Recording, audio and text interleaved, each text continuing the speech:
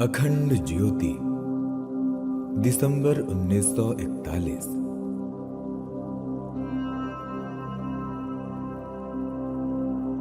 सच्ची दौलत। अखंड ज्योति कार्यालय से प्रकाशित धनवान बनने के गुप्त रहस्य पुस्तक के कुछ पृष्ठ। सच्ची दौलत का मार्ग आत्मा को दिव्य गुणों से संपन्न करता है। सच समझिए, हृदय की सत्प्रवृत्तियों को छोड़कर बाहर कहीं भी सुख शांति नहीं है। भ्रमवश भले ही हम बाह्य परिस्थितियों में सुख ढूंढते फिरें। ये ठीक है कि कुछ कमीने और निकम्मे आदमी भी अनायास धनवान हो जाते हैं, पर असल में वे धनपति नहीं हैं। यथार्थ में तो तुमसे अधिक दरिद्रता भोग रहे हैं। उनका धन बेकार है, अस्थिर है और बहुत अंशों में तो वो उनके लिए दुखदाई भी है। दुर्गुणी धनवान कुछ नहीं, केवल एक भिक्षुक है। मरते समय तक जो धनी बना रहे, कहते हैं कि वो बड़ा भाग्यवान था, लेकिन हमारा मत है कि वो अभागा है, क्योंकि अगले जन्मों में अपने पापों का फल तो वो स्वयं भोगेगा, किंतु धन को न तो भोग सका और न ही साथ ले जा सका। जिसके हृदय में सद्वृत्तियों का निवास है, वही सबसे बड़ा धनवान है, चाहे बाहर से वो गरीबी का जीवन ही क्यों न व्यतीत करता हो। सद्गुणी का सुखी होना निश्चित है।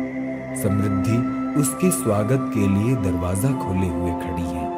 यदि आप स्थायी रहने वाली संपदा चाहते हैं तो धर्मात्मा बनिए। लालच में आकर अधिक पैसे जोड़ने के लिए दुष्कर्म करना, ये तो कंगाली का मार्ग है। खबरदार रहो कि लालच के वशीभूत होकर सोना कमाने तो चलो, पर बदले में मिट्टी ही हाथ लगकर न रह जाए। एडिशन ने एक स्थान पर लिखा है, देवता लोग जब मनुष्य जाति पर कोई बड़ी कृपा करते हैं तो तूफान और दुर्घटनाएं उत्पन्न करते हैं, जिससे कि लोगों का छिपा हुआ पौरुष प्रकट हो और उन्हें अपने विकास का अवसर प्राप्त हो। कोई पत्थर तब तक सुंदर मूर्ति के रूप में परिणित नहीं हो सकता जब तक कि उसे छैनी हथौड़े की हजारों छोटी बड़ी चोटें न लगें। एकमंड वर्ग कहते हैं कि कठिनाई व्यायामशाला के उस उस्ताद का नाम है जो अपने शिष्यों को पहलवान बनाने के लिए उनसे खुद लड़ता है और उन्हें पटक पटक कर ऐसा मजबूत कर देता है कि वे दूसरे पहलवान को गिरा सकें। जॉन बांथन ईश्वर से प्रार्थना किया करते थे कि हे प्रभु, मुझे अधिक कष्ट दे ताकि मैं अधिक सुख भोग सकूं। जो वृक्ष पत्थरों और कठोर भूभागों में उत्पन्न होते हैं और जीवित रहने के लिए सर्दी, गर्मी, आंधी आदि से निरंतर युद्ध करते हैं, देखा गया है कि वे वृक्ष अधिक सुदृढ़ और दीर्घजीवी होते हैं। जिन्हें कठिन अवसरों का सामना नहीं करना पड़ता, उनसे जीवन भर कुछ महत्वपूर्ण कार्य नहीं हो सकता। एक तत्वज्ञानी कहा करता था कि महापुरुष दुखों के पालने में झूलते हैं और विपत्तियों का तकिया लगाते हैं। आपत्तियों की अग्नि हमारी हड्डियों को फौलाद जैसी मजबूत बना देती है। एक बार एक युवक ने अध्यापक से पूछा, क्या मैं एक दिन एक प्रसिद्ध चित्रकार बन सकता हूं? अध्यापक ने कहा, नहीं। इस पर उस युवक ने आश्चर्य से पूछा, क्यों? अध्यापक ने उत्तर दिया, इसलिए कि तुम्हारी पैतृक संपत्ति से 1000 रुपया मासिक आमदनी घर बैठे हो जाती है। पैसे की चकाचौंध में मनुष्य को अपना कर्तव्य पथ दिखाई नहीं पड़ता और वो रास्ता भूलकर कहीं से कहीं चला जाता है। लोहे को बार बार गर्म करके तब कीमती औजार बनाए जाते हैं। हथियार तब तेज होते हैं जब उन्हें पत्थर पर खूब घिसा जाता है। खराद पर चढ़े बिना हीरे में चमक नहीं आती। चुंबक पत्थर को यदि रगड़ा न जाए तो उसके अंदर छिपी हुई अग्नि यूं ही सुषुप्त अवस्था में पड़ी रहेगी। परमात्मा ने मनुष्य जाति को बहुत सी अमूल्य वस्तुएं दी हैं। इनमें सबसे अधिक महत्वपूर्ण गरीबी, कठिनाई, आपत्ति और असुविधा है। क्योंकि इन्हीं के द्वारा मनुष्य को अपने सर्वोत्तम गुणों का विकास करने का योग्य अवसर मिलता है। कदाचित परमेश्वर हर एक व्यक्ति के सब काम आसान कर देता तो निश्चय ही आलसी होकर हम लोग कब के मिट गए होते। यदि आपने बेईमानी करके लाखों रुपए की संपत्ति जमा कर ली तो क्या बड़ा काम कर लिया। दीन दुखियों का रक्त चूसकर यदि अपना पेट बढ़ा लिया तो क्या यही बड़ी सफलता हुई। आपके अमीर बनने से यदि दूसरे अनेक व्यक्ति दरिद्र बन रहे हों, आपके व्यापार से दूसरों के जीवन पतित हो रहे हों, अनेकों की सुख शांति नष्ट हो रही है, तो ऐसी अमीरी पर लानत है। स्मरण रखिए, एक दिन आपसे पूछा जाएगा कि धन को कैसे पाया और कैसे खर्च किया। स्मरण रखिए, आपको एक दिन न्याय तुला पर तोला जाएगा और उस समय अपनी भूल पर पश्चाताप होगा।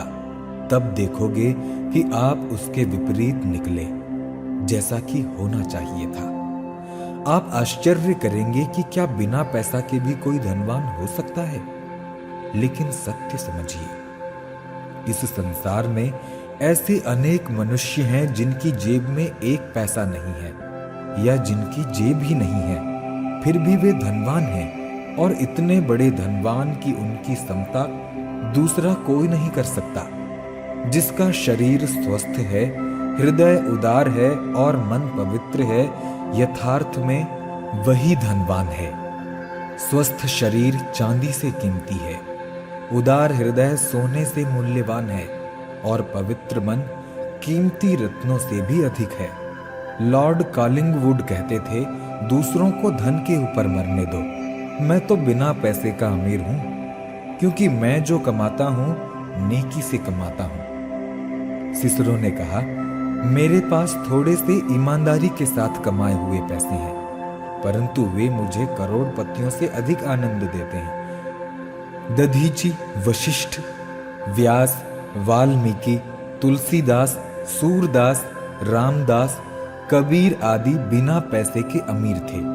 वे जानते थे कि मनुष्य का सब आवश्यक भोजन मुख द्वारा ही अंदर नहीं जाता और न जीवन को आनंदमय बनाने वाली वस्तुएं पैसे से खरीदी जा सकती हैं।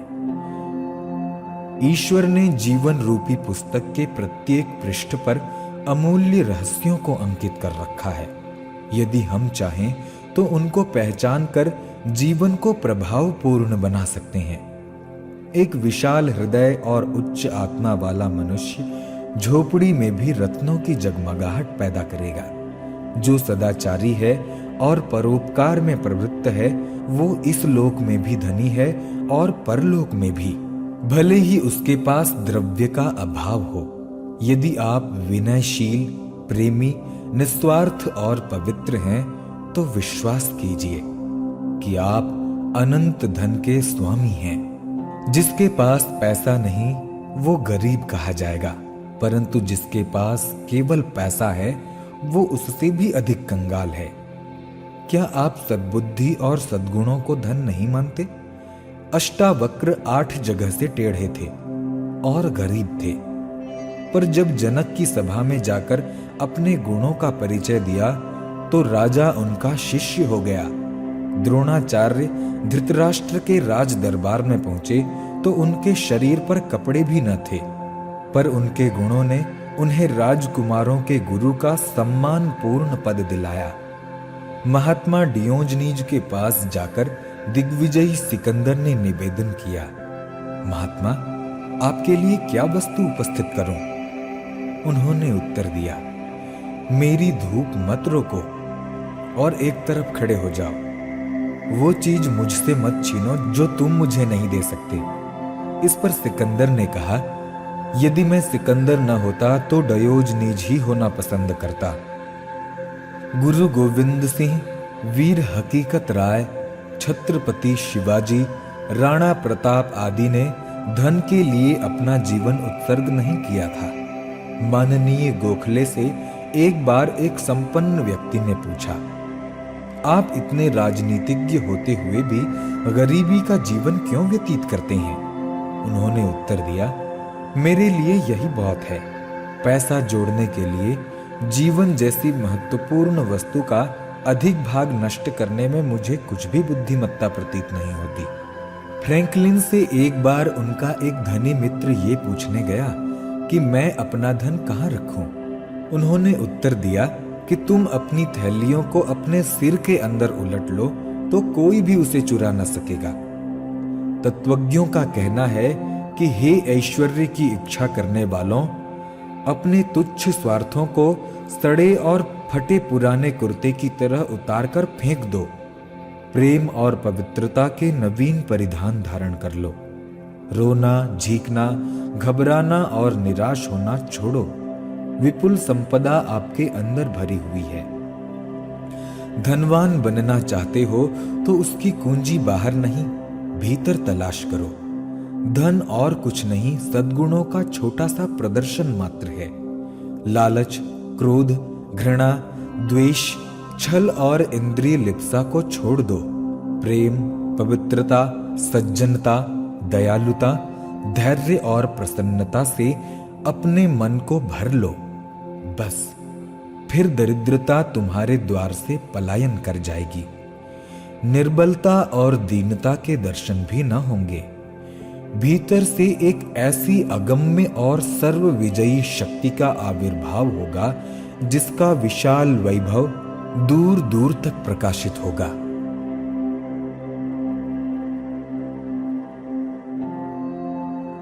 गुरु नानक के वचन। आपे बीजी आपे हरि बाहु, नानक हुकमी आबहु जाहु। मनुष्य स्वयं कर्मों का बीज बोता है, स्वयं ही उसका फल खाता है। ईश्वर की आज्ञा के अंदर इसका विभिन्न योनियों में पुनर्जन्म होता है। जी जी सिरठी उपाई, वैखा वेणु कर्मा किमि ले लई। शुभ और उचित कर्मों का फल ही मिलता है। जितनी सृष्टि दिखाई पड़ रही है, सबको कर्मों के अनुसार ही फल मिलता है। चंगा या बुराइयां बाचे धर्म हजूर। शुभ कर्म और कुकर्म उस धर्मराज परमेश्वर के सन्मुख प्रकट हैं। इस लोक में और परलोक में सबको अपने ही कर्मों का फल मिलता है, और का नहीं। जे बड़ू आपी जाने, आपी अपि नानक नदरी कर्मी दाती। ईश्वर की महिमा अथवा प्रतिष्ठा का पूर्ण वर्णन वह स्वयं ही जानता है, परंतु नानक इतना जानता है कि कृपा और अनुग्रह कर्मों के अनुसार आचरण करने पर ही होती है। तदबिन सिद्धि किने न पाया, कर्मी मिले नहीं ठाक रहाई। बल और महत्व जिसको देता है उसे प्राप्त होता है, और उसे भी तू न्याय के आधार पर कर्मों के अनुसार देता है। त्याग और प्रेम का महत्व। लेखक श्री जगन्नाथ राव नायडू, नागपुर। एक राजा अपने मंत्री पर पूर्ण विश्वास रखता था, परंतु वो मंत्री ऐसा विश्वासघाती था कि राजा के प्रति अपने धर्म को छोड़कर दूसरे लोगों से मिल जाता और राजा की आंखों में धूल झोंककर अन्य लोगों से धन ले आता और मौज करता। अपने धर्म कर्म का उसे ध्यान न रहा और स्वार्थ लिप्सा में वो फंस गया। राजा को कुछ संदेह हुआ तो उसने मंत्री से पूछा कि तुम्हें राज्य दरबार से जितने रुपए मिलते हैं उससे अधिक खर्च किस प्रकार करते हो? तो वो कह देता कि मेरे रिश्तेदारों के यहाँ से कुछ भेंट पूजा प्राप्त हो जाती है। उस समय राजा चुप हो गया, पर वास्तविकता का पता लगाने का प्रयत्न करता रहा। जब उसने ये विश्वास कर लिया कि मंत्री अपने स्वामी के साथ विश्वासघात करके अनीति पूर्वक धन प्राप्त करता है, तो उसे बड़ा दुख हुआ। मंत्री का सुधार करने की इच्छा से राजा ने कुछ दंड दिया, परंतु वह मूर्ख भला कब मानने वाला था। उसने दंड से सुधरने के बजाय बदला लेने का निश्चय किया और तरह तरह से राजा को बदनाम करने लगा। मंत्री सोचता था कि मेरे दूषित कर्मों का भंडाफोड़ होगा तो मुझे दंड मिलेगा, इसलिए क्यों नहीं राजा से पहले ही बदला ले लूं। और इसे सब लोगों की निगाह में गिराकर अशक्त कर दूं। परिस्थिति बड़ी विषम हो गई। राजा की इच्छा मंत्री को सुधारने की थी। वो नहीं चाहता था कि ये दुख भोगे और दर दर मारा फिरे। वो चाहता था कि ये अब भी सुधर जाए और अपने गौरव को पूर्ववत बनाए रहे। किंतु मंत्री तो विषधर सर्प की तरह उल्टी ही चाल चल रहा था। दोनों के मन दिन दिन अधिक फटते जाते थे। अशांति और कलह का वेग प्रचंड होता जा रहा था। एक बना हुआ राज्य शासन नष्ट होने के लिए चौराहे पर खड़ा था। राजा और मंत्री की पूर्व घनिष्ठता इतनी अधिक थी कि एक के अलग हो जाने पर राज्य की सुंदर वाटिका बिल्कुल ही नष्ट भ्रष्ट हो जाती। राजगुरु को पता चला कि मेरा शिष्य अमुक राजा का राज्य गृह कलह के कारण नष्ट करना चाहता है। उन्होंने योग दृष्टि से सारी घटना का सूक्ष्म निरीक्षण किया और प्रण किया कि इस भयंकर बर्बादी को रोकूंगा। गुरु समझते थे कि झगड़ा दोनों की भूल के कारण होता है।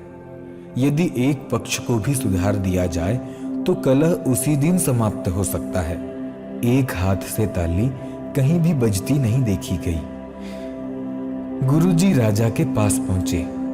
वे जानते थे कि अपराध मंत्री का है, राजा निर्दोष है। फिर भी उन्हें शास्त्र ज्ञान से ये अनुभव था कि बुद्धिमान को ही झुकाया जा सकता है। उन्होंने राजा को समझाया कि दंड देने की नीति बाहर के नौकर चाकरों पर चलनी चाहिए। मंत्री से कलह होने में हर प्रकार आपकी ही हानि है। यदि इस राज्य की सुव्यवस्था को सुरक्षित रखना है तो आपको ही अधिक त्याग करना पड़ेगा। राजा बड़ा सुशील और साधु वृत्ति का था। उसने गुरु की आज्ञा मानकर अधिकाधिक त्याग का आदर्श स्वीकार कर लिया। उसने राज का सारा भार मंत्री को सौंप दिया, अपना सारा विरोध छोड़ दिया और उसके दुष्ट आचरणों पर दृष्टि रखना भी छोड़ दिया। यहां तक कि मन में से घृणा और विरोध के भाव भी निकाल दिए। राजा ने सोच लिया कि हर प्राणी अपने कर्म का स्वतंत्र रूप से स्वयं जिम्मेदार है। मंत्री कुकर्म करता है तो मैं क्यों अपना जी जलाऊं। राजा पहले ही बड़ा नम्र था। इन त्याग भावनाओं के स्वीकार करते ही वो और भी अधिक नम्र बन गया। पहले उसे मोह था, अब प्रेम को सीख लिया। प्रेम की अमृतमयी गंगा उसके मन, कर्म और वचन में से कल कल करती हुई झरने लगी। निस्वार्थ प्रेम में बड़ी ही गजब की आकर्षण शक्ति है। मंत्री इस दिव्य तेज के आगे ठहर न सका और पिघलकर पानी पानी हो गया। दूसरे नौकर चाकर जो अपनी घात लगाया करते थे अपना दुस्वभाव भूल गए। मंत्री की दुष्ट वृत्तियां मरी नहीं थी, पर एक ओर से लड़ाई भी नहीं हो सकती थी। सारा मामला शांत हो गया। नष्ट होने वाला राज्य बच गया और उजड़ने वाली फुलवारी ज्यों की त्यों रह गई। गुरुजी प्रसन्नता पूर्वक विदा हो रहे थे। विदाई के समय बहुत भीड़ उनके साथ थी।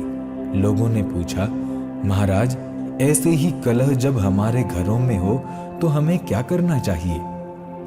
गुरुजी ने सबको उपदेश दिया कि पुत्रों, त्याग और प्रेम का महत्व समझो। इन दो तत्वों के अंदर बड़ी से बड़ी कठिनाइयों को जरा सी देर में हल करने की अद्भुत शक्ति भरी हुई है।